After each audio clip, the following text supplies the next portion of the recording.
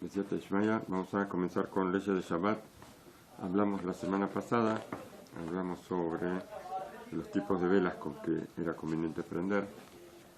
Y ahora vamos a hablar del tiempo en que se encienden las velas. Más o menos todos lo sabemos, pero hay halajot precisas. El tiempo de la Nerot cambia de lugar a lugar, tanto sea por sus costumbres o cuáles son sus costumbres, de cuánto tiempo acostumbra la ciudad o la región o el país, en cuánto es el tiempo que se adelantan de la puesta del sol, que hace falta encender antes de la puesta del sol, por supuesto. Hay lugares que acostumbran 18 minutos, otros 20, otros 30, otros 40. O tanto por el tiempo mismo de la puesta del sol, que por supuesto es diferente de lugar a lugar. Y en cada lugar hace falta encender a tiempo, en el tiempo acostumbrado, y de acuerdo a lo que aparece en los almanaques. Hay almanaques impresos en casi todos los lugares donde hay grandes concentraciones de Yudim, y por supuesto que no hay que atrasarse en el encendido de las velas, por más que el encendido de las velas no es la Shekiah, no es la puesta del sol, pero ese es el horario que los sabios establecieron para encender. ¿Por qué? Como una prevención. Si yo voy a decir tengo tiempo, siempre voy a tener tiempo, hasta que falte 1 o 2 minutos, y se me puede pasar. Y si se me pasa, profané Shabbat. Si profané Shabbat, bueno, es una cuestión mía con Hashem, que yo sabré cuál es mi gravedad, y Hashem también sabe cuál es su gravedad. El tiempo que aparece en los almanaques, o sea, en cada ciudad normalmente, o en cada región se hace un almanaque. Si ustedes ven las hojitas de color, en las hojitas de color figura el encendido de las velas para, creo que dice Jerusalén, Haifa, Beersheba y Benebra, Tel Aviv, no sé qué dirá, pero dice varias ciudades. Igual, bueno, desde luego, los que viven en esos lugares no tienen que fijarse porque no es la hoja de este año la que yo estoy repartiendo, pero pueden tener ahí una referencia, que hay diferencias entre los horarios. Inclusive Israel, que es un país tan pequeño, hay diferencia de varios minutos de una ciudad a otra. Y sobre una persona que se encuentra en un lugar lejano y que no sabe cuál es la costumbre del lugar, cómo encienden ahí, nos dice el Mishnah Berurah, escribió que, en forma explícita, que media hora antes de la puesta del sol, que se aparte de todo trabajo, o al menos un tercio de hora, o sea, 20 minutos, como el tiempo máximo. O sea que no, si él puede media hora antes de la puesta del sol dejar de hacer todo y ya recibir el Shabbat, mucho mejor. Y si no, que sean 20 minutos, pero no menos que eso. Eso cuando él está en un lugar lejos de su casa y no sabe sobre las costumbres del lugar. Y el Ben Ish Chai, él escribió que el mejor de los preceptos, el precepto cumplido de la mejor forma, es media hora antes de la puesta del sol. Eso es el tiempo que justamente en Benebra yo creo que hacen 18 minutos o 20, en Jerusalén hacen 40, y en la ciudad donde yo vivo yo les comenté que como está entre un lugar y otro hacen 30.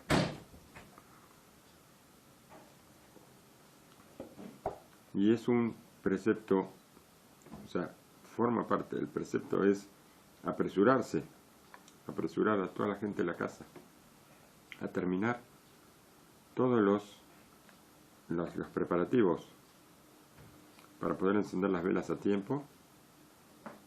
Pero esto por supuesto hay que hacerlo en forma, no gritándole a la gente que se apure, sino en forma suave, para que las palabras sean recibidas. Si yo me pongo a gritar en mi casa que todos terminen ya mismo, que dejen de preparar, que terminen todo, todos van a seguir preparando y nadie me va a hacer caso. Nunca hay que traer presión, nunca hay que traer tensión en la casa, porque esto provoca que las cosas salgan mal, que algunos de los preparativos no se hagan como se debe, y los nervios también provocan que la gente empiece a que se estanque de repente. Más de uno puede quedarse paralizado por los gritos o por las cosas así, ¿no es cierto?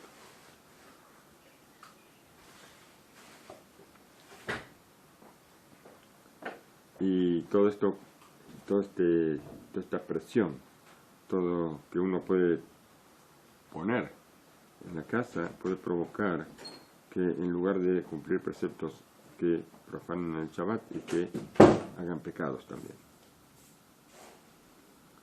Y el Rashash explica sobre esto. Las palabras de la Mishnah sobre 3 cosas las mujeres al Shalosh Averot Nashim Metot. La Mishnah en el Pirkei Avot, creo que la Mishnah en el Tratado de Shabbat dice que sobre 3 cosas, sobre 3 pecados las mujeres mueren en el momento del parto. Lo valen.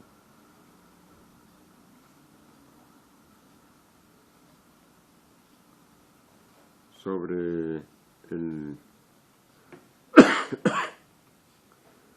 no cuidado de la pureza familiar, creo. Bueno, no tengo acá un sidur, pero una de las cosas es de no ser meticulosos en el encendido de las velas, en el momento de encender las velas. Y no está hablando acá que no encienden, sino que no son precavidas en encender a tiempo las velas, como debe ser.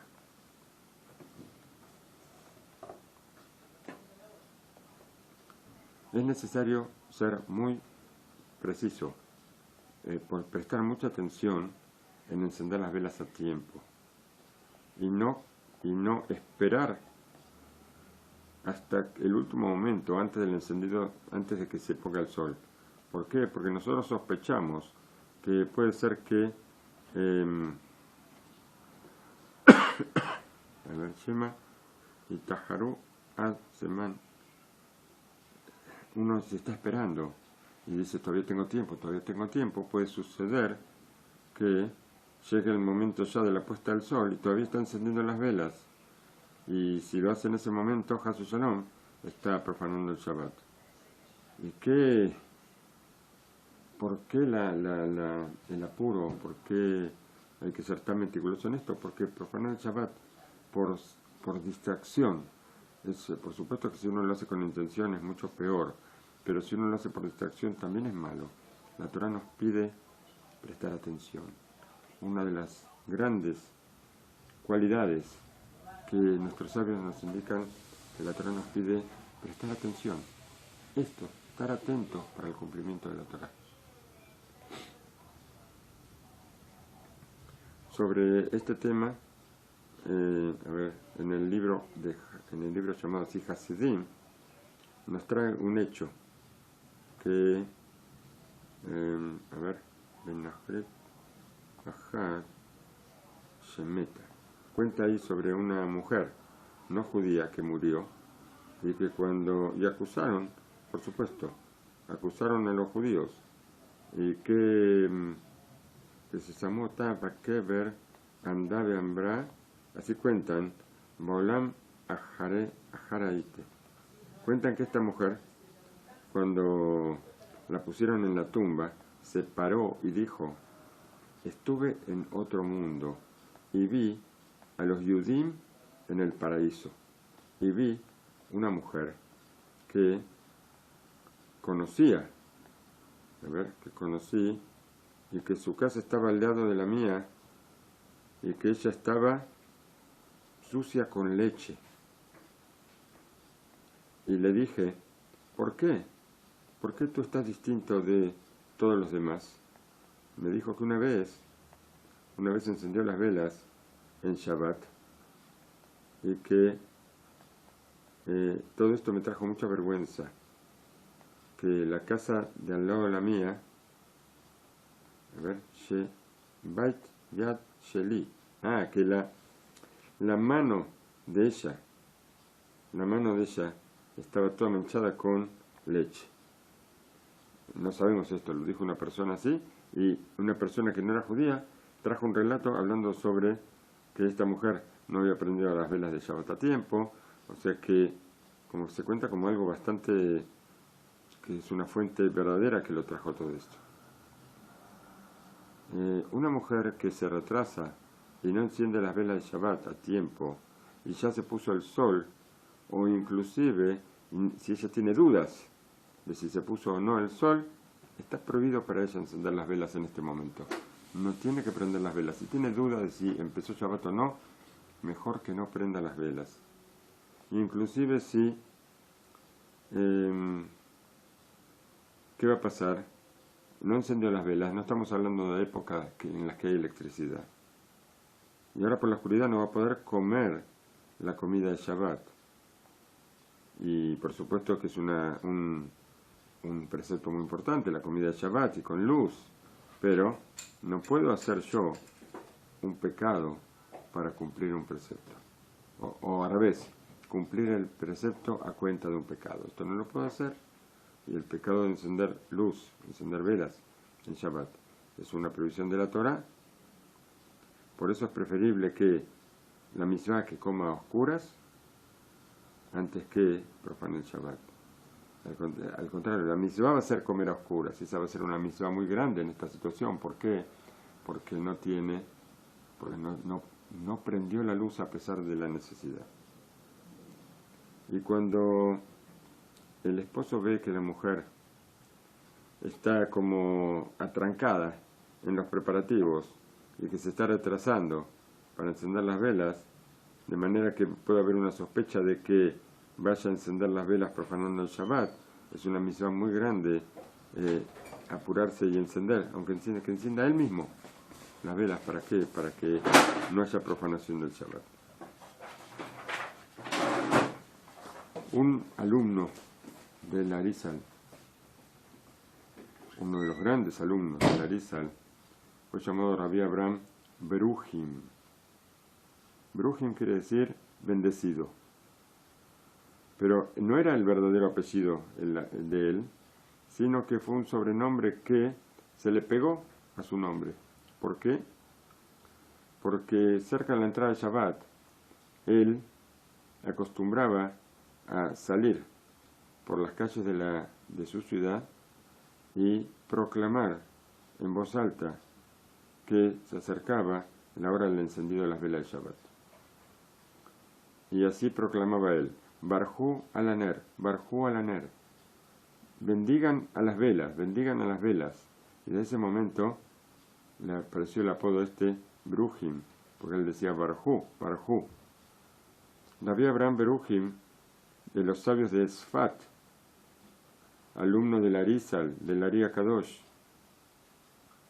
imprimió cantidad de libros muy importantes sobre Cábala. El Jidá escribió sobre él. El Jidá es Rabenu Ajidá Haim David Azulay. Escribió sobre él una frase muy interesante. Akadosh, él es el santo.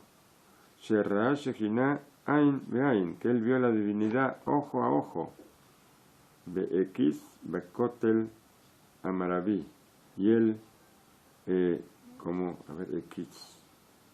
que él, su lugar está en el Kotel Amaraví, y de acuerdo a lo que cuentan, Shelahu Ari, el Ari lo envió a Jerusalén a rezar al lado del Kotel Amaraví, como X, como quiere decir que lo sacudió.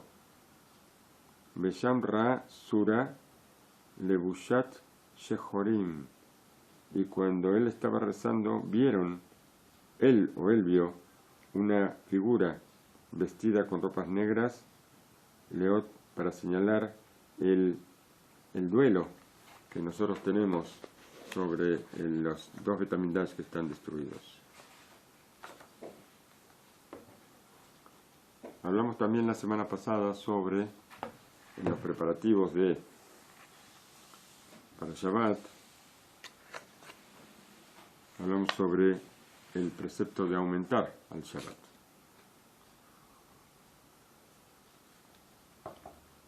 Antes de la puesta del sol y después de la salida de las estrellas. De eso hablamos la semana pasada. ¿Cuánta es la medida que nosotros tenemos que agregar al Shabbat? 5 minutos, 1 hora, 3 horas, ¿cuánto? La medida, ¿cómo? 18 minutos antes de qué y 18 minutos después de qué.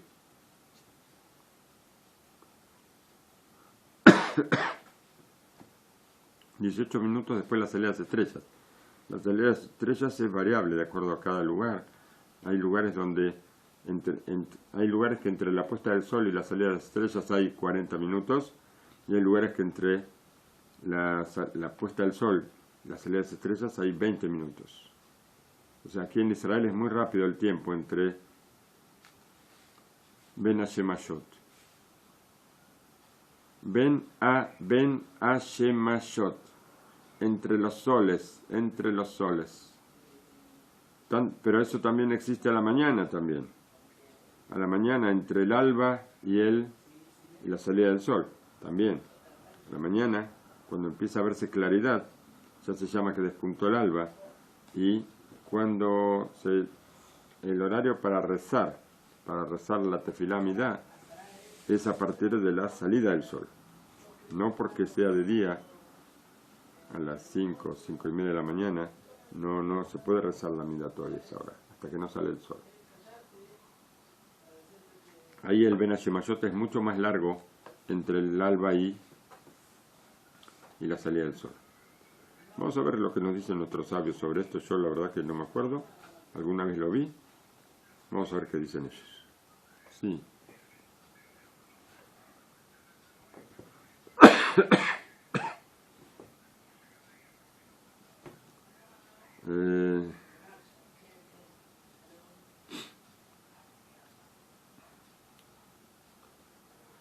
Yo supongo, nunca pregunté, no sé si hay Yudim que vivan ahí, en el lugar donde el sol no aparece por 2-3 meses y tampoco no desaparece durante 2-3 meses.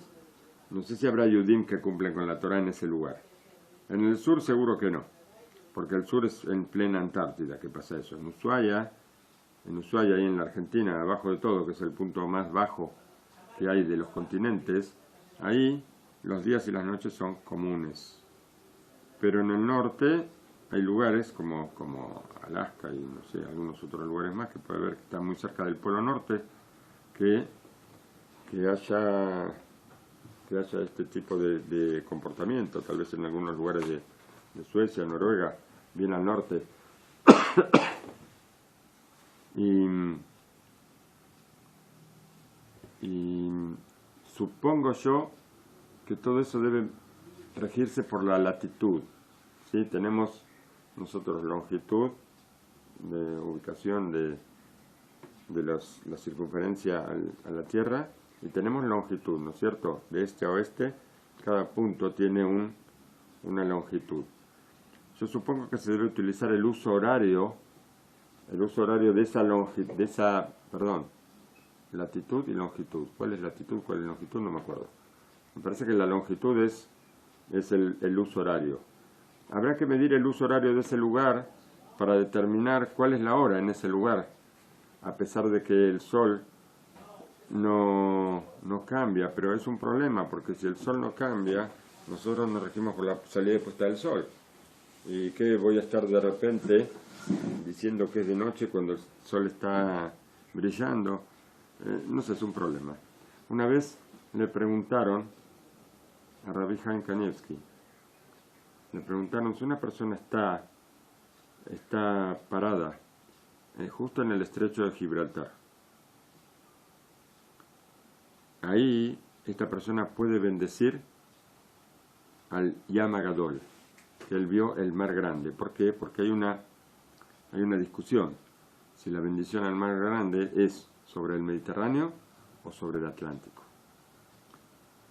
Y Rav Kanievsky le dijo, está bien, sobre esta bendición va a tener una precisión que él va a poder bendecir, o es este, así que puede bendecir ahí.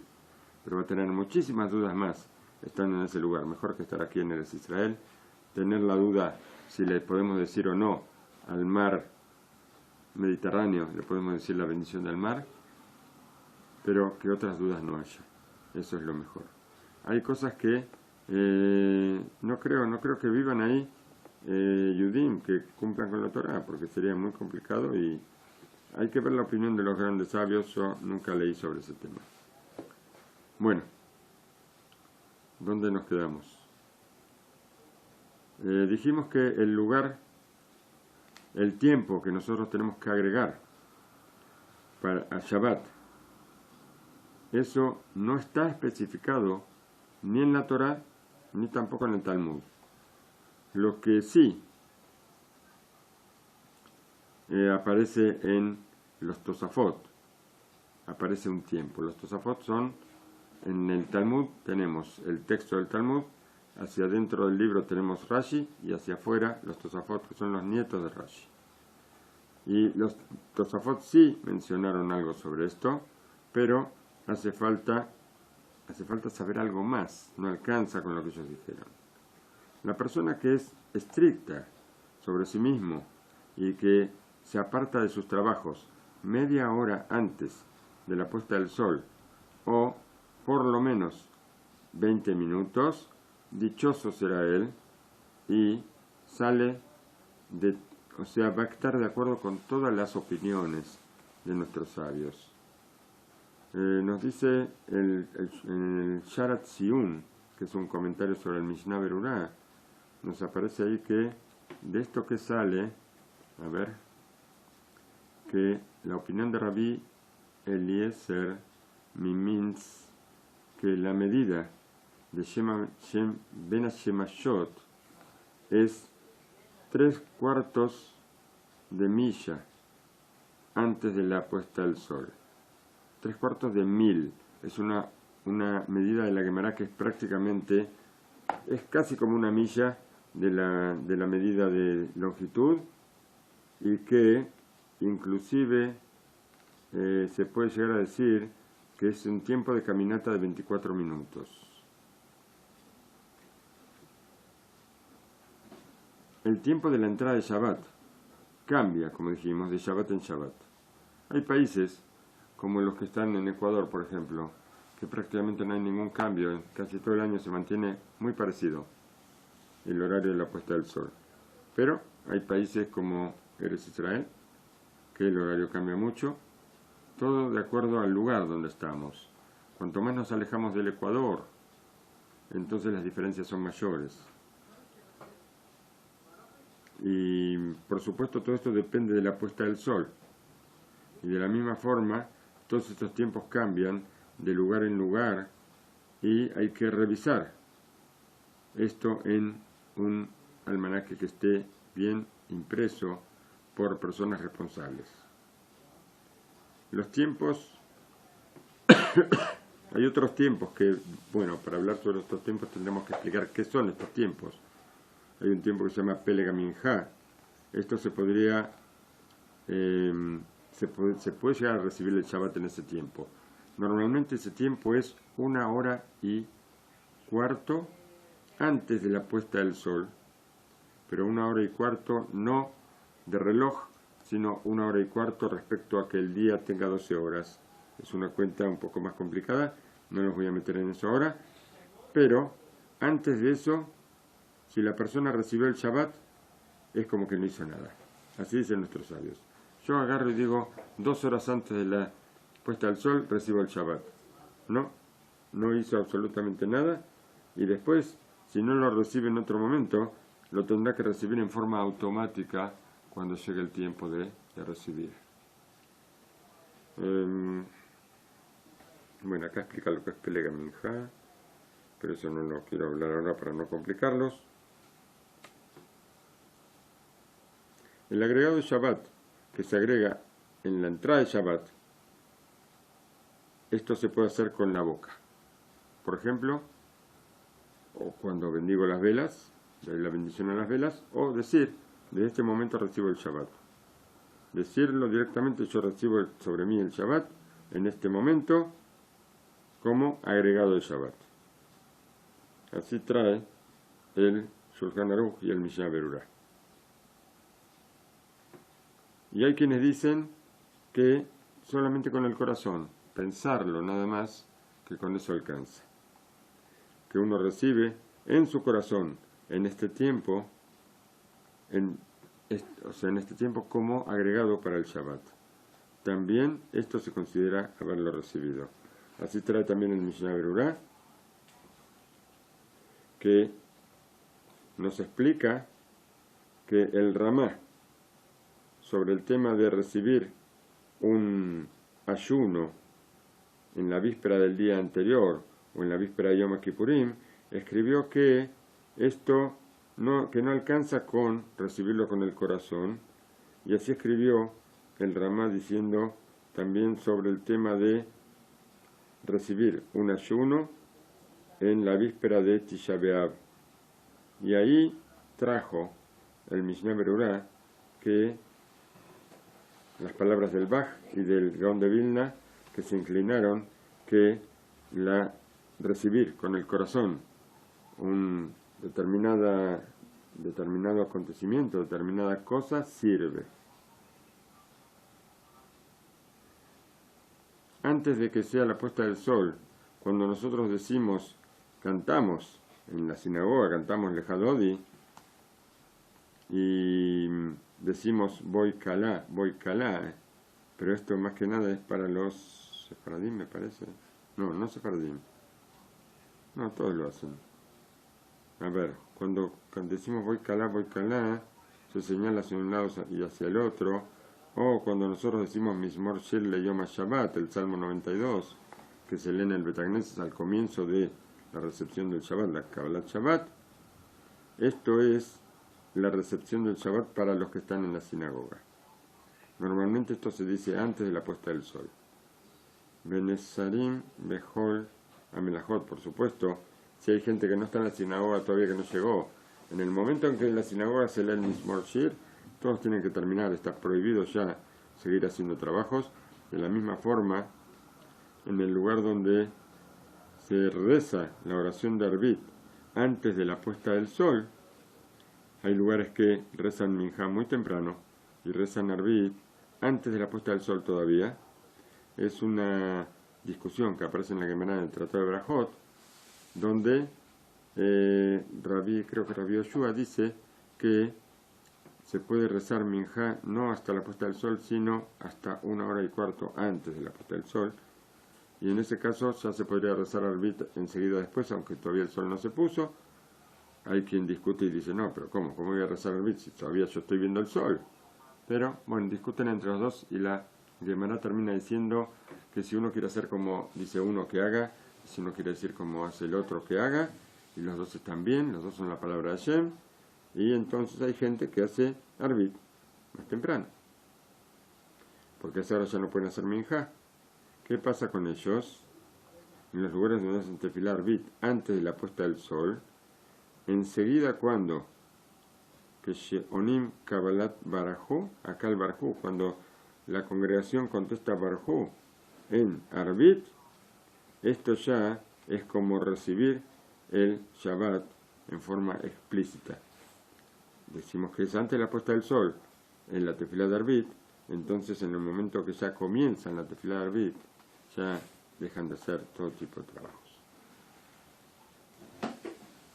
En Jerusalén, Ira Kodesh, vivió un justo muy grande, muy temeroso de Hashem, Rabbi Yoshua Tzvi Michal Shapira. Una vez, en la víspera de Shabbat,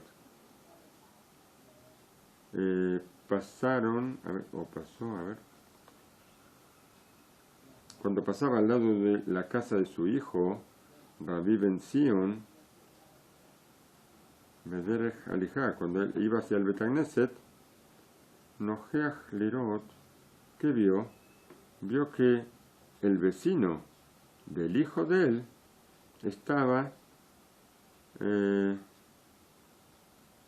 parado lustrando los zapatos en honor al Shabbat. El Shabbat todavía no había entrado, pero los Yudim de ese barrio, ellos ya habían ido todos a la sinagoga y ya habían empezado con los cantos del Kabbalat Shabbat, y vamos a decir que la costumbre en ese lugar, en ese barrio, era que ya habían recibido Shabbat. Rabbi Yoshua Tzvi, él se detuvo en su camino y ¿qué hizo? Golpeó la puerta de su hijo, lo llamó y le dijo: escucha por favor, hijo mío, hijo querido, pídele al vecino tuyo que termine por favor los trabajos lo más temprano que pueda. ¿Por qué?, preguntó. ¿Por qué? Y le dice: mira, yo acabo de ver que todo tu vecindario ya recibió el Shabbat, todos juntos, pero yo no soy meticuloso tal vez en hacerlo de la misma forma, porque yo no vivo aquí, pero, a ver, como dice aquí, todos reciben Shabbat, Beno Makpid, Lekabel, Kaya, Mechayot, Shabbat, Benachat, Beseman, Ayesh,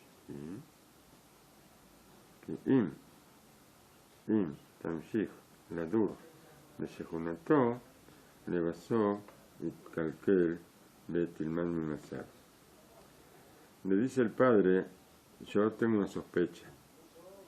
Si tú no ves lo que está haciendo el vecino, que el vecino está de alguna manera profanando el Shabbat, desde el punto de vista que decimos que cuando toda la ciudad recibe el Shabbat, yo también tengo que recibirlo. Toda la ciudad recibió y él no. Si tú ignoras para mantener la paz, para no discutir con una persona o con otra, ¿qué va a pasar? Que con el tiempo vas a copiar sus acciones y también tú vas a recibir el Shabbat en el último momento. Por eso, por favor, cámbiate de casa. Así le dice el padre al hijo: cámbiate a otra casa donde la gente que vive cumpla con la Torah como corresponde. Esto había pasado en Shabbat, ¿no es cierto? Al día siguiente, el hijo se mudó yendo a otra casa. Rabbi Yoshua Tzvi Michal Shapira nació en Hebrón. Su padre invirtió muchísimo para la educación y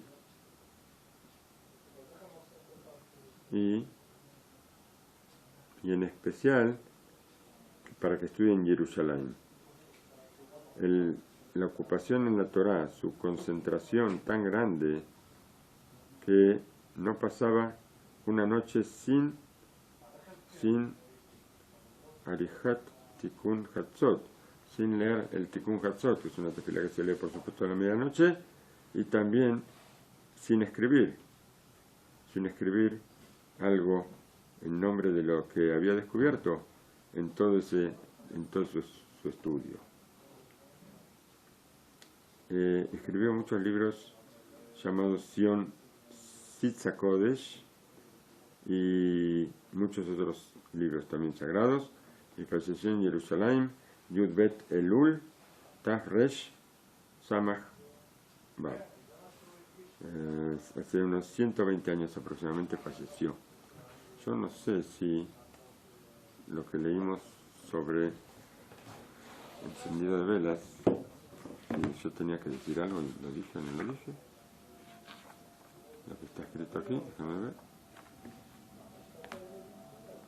Ya mismo nos vamos a la perashá de la semana. Ah, sí, hablamos todo. Bien. Bueno, a ver.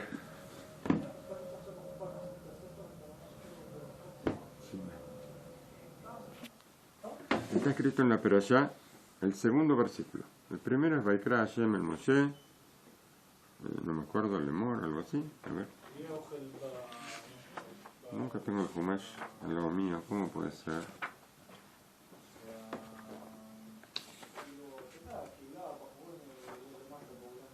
Vaikra el Moshe, Vaidaber Hashem Elav, Meoel Moed Lemor. Y llamó a Moshe y habló Hashem a él desde la tienda, desde el tabernáculo, diciendo. Ese es el primer versículo. El segundo, Daber el Bene Israel, la Mataleem, y le dirás a los hijos de Israel, y les dirás a ellos. Hay una diferencia, ¿por qué? ¿Por qué repite tanto? Porque acá hay dos cosas, una que es Dibur y otra es Amira. No recuerdo cuál de los dos es el suave y cuál es el fuerte. Uno de ellos es suave, otro es fuerte. Y entonces esto nos viene a indicar que Moshe tiene que transmitir al pueblo las cosas, pero cuando hay cosas que son muy serias, decirlas en forma suave, para que sean bien recibidas. ¿Y qué sigue diciendo después?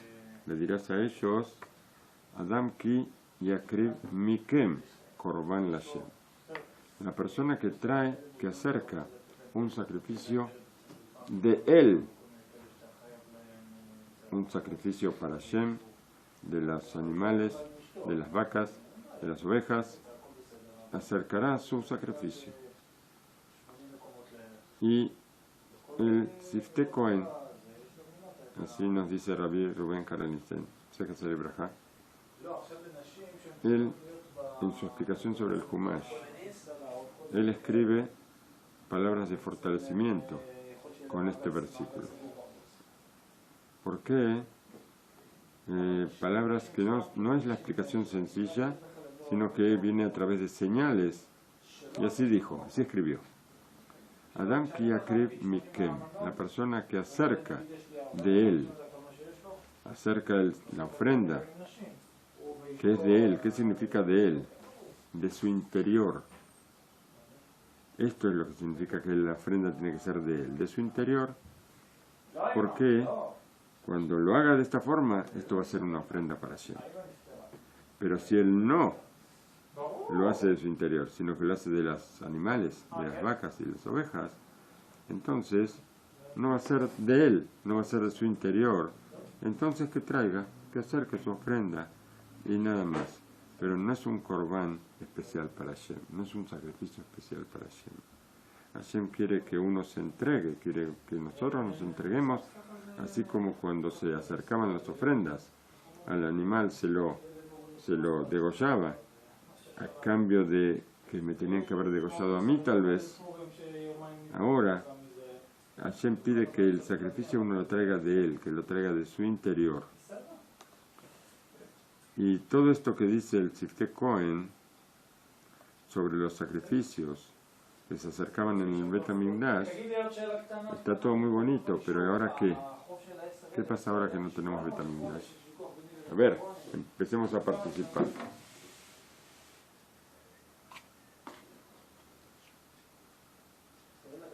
¿Qué pasa que ahora no tenemos Bet HaMikdash y por supuesto no tenemos sacrificios? ¿Qué tenemos ahora?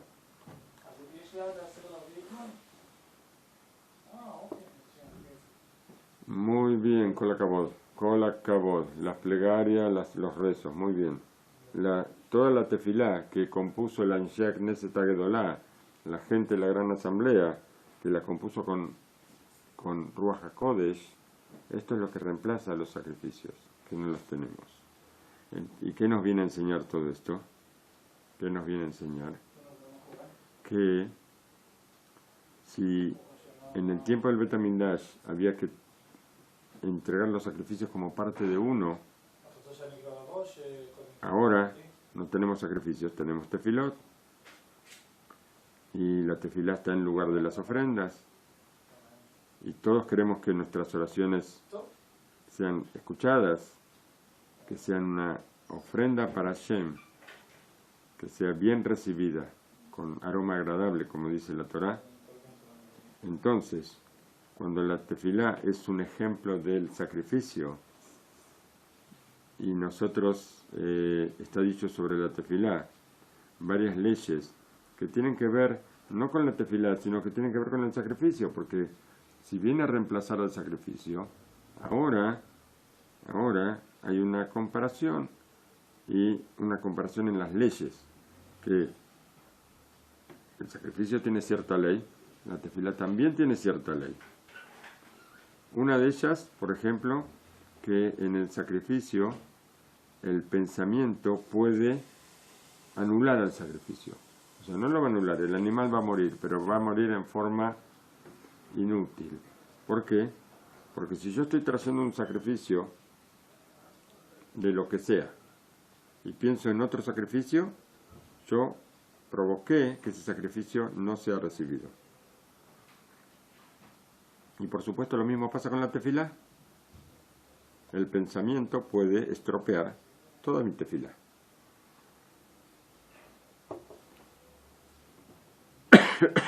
Otra ley, en el momento del sacrificio, está prohibido que haya una separación.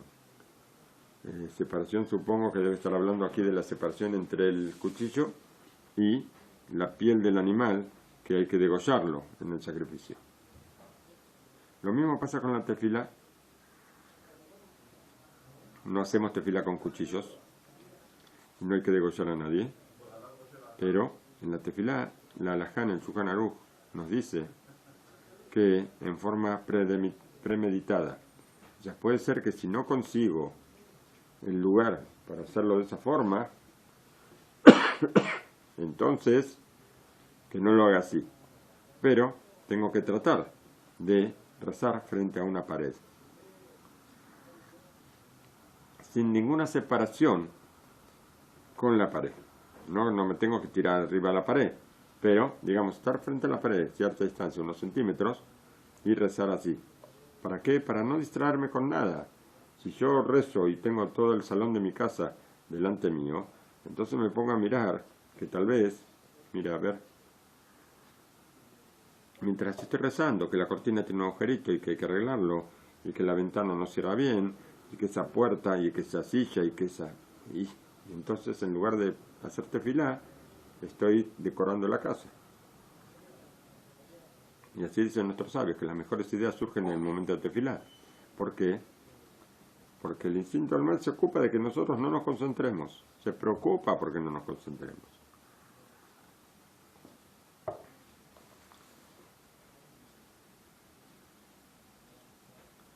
Y así hay muchas otras leyes que tienen que ver también con los sacrificios. Si nosotros queremos ayudarnos para tener un poquito más de concentración en la tefilá, vamos a imaginar que antes de la tefilá podemos imaginar de qué manera el Cohen Gadol él acercaba su sacrificio, cómo él se preparaba y lo traía al patio del Bet HaMikdash, porque los sacrificios se acercaban, se degollaban en el patio del Bet HaMikdash, no adentro. Y este pensamiento puede ayudarme para mejorar mi intención, y de esta manera lo voy a comparar con el sacrificio. Y no solamente en los hechos, sino también hay que, la concentración tiene que estar en los pensamientos también que estamos pasando por ahí, no buscar pensar en otras cosas. Y así, con las palabras del Shifteh Cohen, que son muy importantes, que si la tefilá es de ustedes, o sea, de vuestro interior, entonces va a ser un sacrificio para Hashem. Pero si es del animal, o de la vaca, o de la oveja, le falta ese interior nuestro. Y entonces va a ser un sacrificio más. En el Talmud, en el Tratado de Brajot, nos dice más cosas. Es más grande la tefilá que los sacrificios. ¿Así? Y estudiaron nuestros sabios de los versículos del profeta Yeshayahu, donde él pone la palabra de Hashem diciendo: ¿para qué yo quiero tantas ofrendas?, dijo Hashem. Y también si ustedes aumentan en tefilá, yo no los voy a escuchar. ¿Por qué? ¿Por qué dice así Hashem? Porque falta el comportamiento. Las ofrendas no es una cosa automática que yo hago ofrendas y hice un pecado y ahora traigo una ofrenda por el pecado y ahora ya se me curó el pecado. No, seguro que no. Y la tefilá tampoco, si yo no pongo atención y tampoco si yo no acompaño con mi comportamiento, ¿qué es lo que estoy ganando yo en hacer estas oraciones? Por eso Hashem dice: yo no necesito todo esto, yo los necesito a ustedes, al interior de ustedes.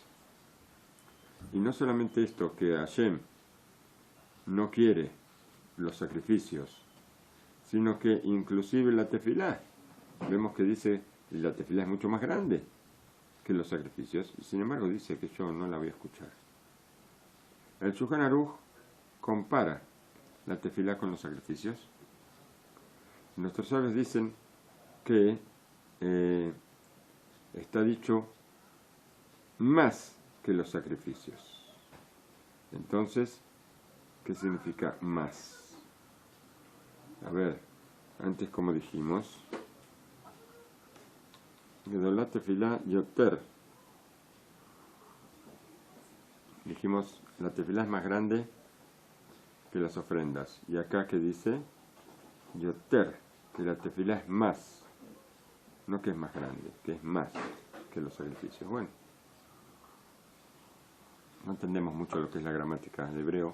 Nacimos con otro idioma y hay algunas cosas que a veces no entendemos. Seguramente ahí hay que averiguar a ver qué es lo que quiere decir. Y para agregar algo muy dulce, dice el David Rubén, ¿dónde se acercaban los sacrificios? Como ya dijimos, los sacrificios se acercaban en la Azara, en el patio del Bet HaMikdash. Había un altar exterior o externo que estaba en ese patio, pero la tefilá, nuestra tefilá, bueno, nadie iba a hacer tefilá al Bet HaMikdash. El Bet HaMikdash se acerca a un sacrificio. Pero cuando nos quedamos en Bet HaMikdash, nosotros, ¿qué decimos? La tefilá es interior. Y sobre la tefilá está dicho en la Mishnah, en el Tratado de Berajot, que la persona tiene que, primero, si está en cualquier país, tiene que hacer tefilá hacia la tierra de Israel. Si está en Israel, tiene que hacer tefilá para Jerusalén. Si está en Jerusalén, tiene que hacer tefilá hacia el Bet HaMikdash. Si está dentro del Bet HaMikdash, hacer tefilá hacia el Kodesh HaKodashim, hacia la santidad de santidades, el lugar más sagrado del Bet HaMikdash. Y la tefilá, eso dice sobre la tefilá, que tenemos que poner intención en nuestro corazón sobre el Kodesh HaKodashim. Y aquí ya vemos la diferencia. La tefilá está en el Kodesh HaKodashim y los sacrificios están en el patio del Bet HaMikdash. Es una diferencia muy grande.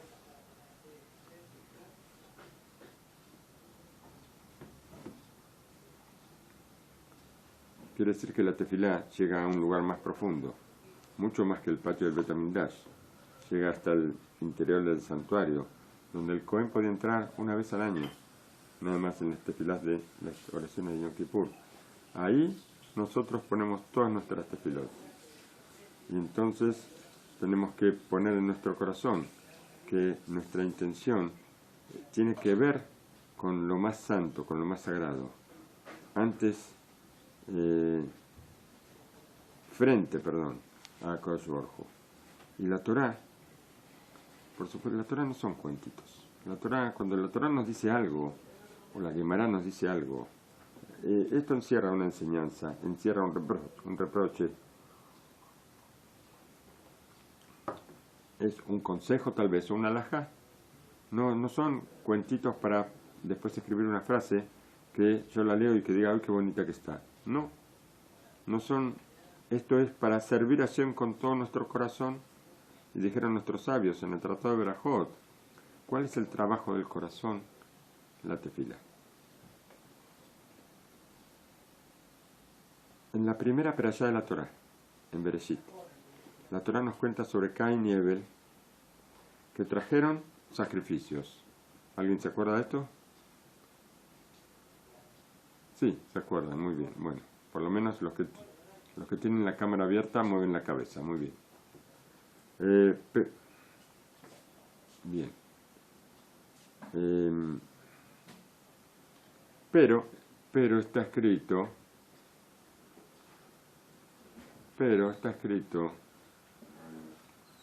que Hashem acepta a Abel y a su ofrenda. Y a Caín y a su ofrenda no los acepta. O sea, no solamente la ofrenda, sino acepta también a la persona o no la acepta. Bajó un fuego del cielo y sobre la ofrenda de Abel, y como consecuencia de esto, se enojó Caín mucho, se lanzó sobre él y lo mató. Y lo principal que dijeron, mucho se habló sobre esto, pues, desde luego que los sabios hablaron mucho sobre este tema, pero algo fundamental, que nos dicen nuestros sabios, que Abel estudió, aprendió que hay que traer un sacrificio justamente de Caín. Caín fue el inventor de las ofrendas. Él fue el que inventó las ofrendas, porque fue el primero que descubrió que podemos hacerle un regalo a Hashem. Descubrió este secreto. Y Abel, está escrito, y Abel trajo también él. ¿Qué quiere decir que trajo también? Que Caín ya había traído. Por eso decimos que Abel aprendió de Caín. A pesar de todo, a Caín y a su ofrenda, Hashem no los recibió. El motivo es muy simple, como traen los versículos y las palabras de nuestros sabios. Abel, él trajo de los primogénitos de las ovejas y de su leche. Pero Caín, él trajo de los frutos, no trajo los primeros frutos o los mejores frutos, trajo de sus frutos. Y hay quien dice que trajo frutos todos podridos también, entre los comentaristas. Por eso Hashem no acepta el contrato, la ofrenda de Caín, porque él trajo algo de lo que tenía y no algo especial como Abel. Sobre Abel está dicho de los primogénitos. Y sobre Caín está dicho que trajo de los frutos, y Hashem como si le contestara del cielo, ofrendas como estas no necesito. Los sacrificios de ellos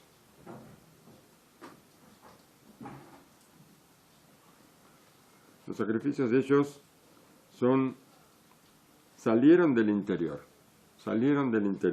de cada uno, y de acuerdo al interior de cada uno el sacrificio. Nosotros vemos que Abel, él busca el amor a Hashem con integridad. Lo mejor posible, por eso trae los primogénitos de sus animales, y entendemos que su interior es un interior puro. Entendemos que su ofrenda es como lo es él, y por eso Hashem acepta. Pero si el interior está un poco así, un poco oscurito, un poco manchado, y él trae de los frutos nada más, este este sacrificio, esta ofrenda, Hashem no la quiere. De Cain y Abel tenemos nosotros una enseñanza de Alajá y también tenemos una enseñanza de Musar muy grande sobre para qué, para poder aprender cómo es el precepto de la tefilá. Un fortalecimiento muy grande para nosotros cuando decimos la persona que acercó de él, la tefilá necesita salir del interior y para servir con todo el corazón, este servicio que es el servicio del corazón. Cuando Rabbi Eliyahu Lupian, Sejesta Libraja, él hablaba, daba disertaciones sobre cosas que están escritas en el libro Jobot HaLevavot. Jobot HaLevavot puede considerarse el primer libro de Musar que se escribió aproximadamente hace 1000 años. Hablan del año 1040, el año del calendario común. Y el Rabbi Eliyahu Lupian acostumbraba a hacer una introducción cuando hablaba sobre este libro. Si yo encuentro un libro viejo, así dice, que su encuadernación está gastada o rota, y también en la primera hoja ya se rompió, se cortó, y yo ahora no sé quién es el autor del libro, pero nosotros vemos que en la segunda hoja aparece una bendición, una recomendación de un rab muy importante, o un libro que escribió un yudí de tiempos pasados, o vamos a suponer, si yo tengo una recomendación de un rabino, seguramente ese libro se escribió en la época en que ese rabino estaba vivo, ¿no es cierto? Puede ser que se haya escrito mucho antes también, pero normalmente un rabino recomienda al autor. Y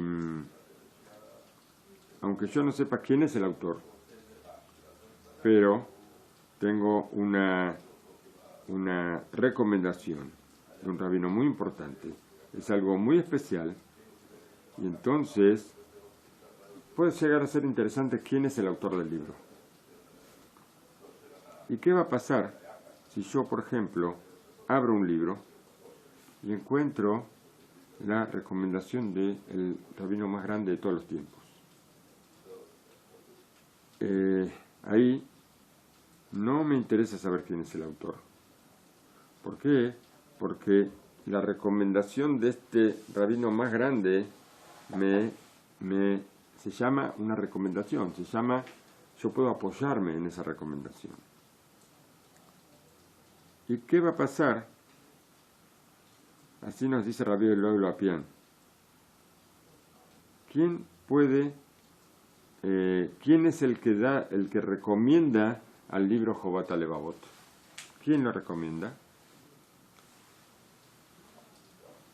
El Jobot HaLevavot recibió la recomendación de Hashem. Así nos dice Rabbi Eliyahu Lupian. ¿Cómo puede ser? ¿Cómo entendemos esto? No lo entendemos. ¿Acaso está escrito? Recomiendo al autor, a Rabbeinu Behaye, que escribió un libro maravilloso, leí algunas líneas, y esto todas las personas tienen que leerlo, firmado Hashem. No existe una cosa así, no existe. ¿Cómo puede ser que Hashem dio la recomendación? Vamos a ver. Hay un libro que se llama Magid Meisharim, de Rabbi Yosef Karo, el Maran Bet Yosef, que escribió el Shulchan Aruch, que escribió ahí en ese libro, otro de sus libros, Magid Meisharim. Magid Meisharim está diciendo, el vocero está hablando. Ahí se refiere al tiempo en que él estudiaba con un ángel, y ese ángel le enseñó todo el Shulchan Aruch, por supuesto, porque es una obra que no es de una persona, y también en este libro le escribe sobre lo que el ángel habla. Entonces ahí dice, ¿qué es lo que dijo el ángel? Le dijo a él que todos los días tiene que estudiar una parte del Jobot HaLevavot porque el estudio este sirve para luchar contra el instinto del mal. Y preguntó Rabbi Eliezer Lupián, ¿quién es este ángel que habla con el Bet Yosef? ¿De dónde tiene fuerza? ¿O de dónde llega este ángel? Entonces contesta que él era un enviado de Hashem. Ángel de Hashem. ¿Qué quiere decir? Que el Jobot HaLevavot de Rabbeinu Behaye tiene una recomendación directa de Hashem.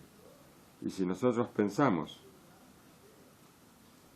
vamos a pensar, bueno, por supuesto que Yosef Karo, todo este tema de su jabruta con el ángel, lo tenía muy reservado, muy guardado. No era que lo andaba diciendo por todos lados, porque si no el ángel se hubiera ido enseguida. Pero acá vemos que el ángel le recomienda leer todos los días una porción de este libro, con lo que tiene la recomendación. Y si nosotros pensamos sobre lo que está escrito en el Jobot HaLevavot, vamos a encontrar muchas cosas que tienen que ver con la tefilá, con la concentración, con nuestras cualidades, por supuesto. Cosas que necesitamos aplicar, muy importantes, aunque tienen un lenguaje muy difícil. Y también cuando nosotros vemos que nuestros sabios, ellos, todos los libros de Musar que hay hoy en día, se basan en unos cuantos libros que son los libros básicos, el fundamento del Musar, y de ahí se desprenden otras cosas. Como la mayoría de las cosas que hablamos no son del libro Jobot HaLevavot, pero lo mencionan en muchos casos, a ese libro y otros libros más. Son cosas que son muy especiales y en las que nos podemos apoyar, porque todos los libros tienen recomendación, no la recomendación de Hashem, pero tienen recomendación de los sabios de las generaciones últimas.